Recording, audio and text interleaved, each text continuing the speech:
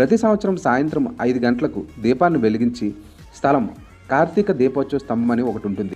అయితే ఈ కార్తీక దీపోత్సవ స్తంభము దర్గాకి దగ్గరలో ఉంటుంది. తమిళనాడు ప్రభుత్వం ఈసారి దీపోత్సవం అక్కడ వెలిగించకూడదని ఆదేశించింది. కోర్టు ఆర్డర్కు విలువ లేకుండా చేశారని ఆయన తీవ్ర వ్యాఖ్యలు చేశారు.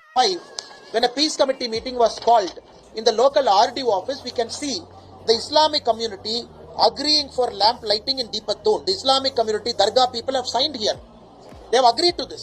They said that only condition is they should light a lamp which is 15 meter away from Dargah. The Deepatun is 50 meter away from Dargah, 2005. They have signed it. Now court this year has given a direction. Now local police did not obey the court's direction. The executive officer of the temple did not obey the court's direction.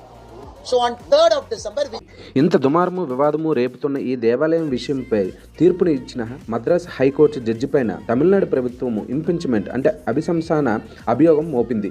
Friends, దీనిపై ప్రస్తుత తమిళనాడు ప్రభుత్వం చర్యలు, ఈ వివాదంపై ఒక అభిప్రాయాన్ని comment రూపంలో తెలియజేయండి.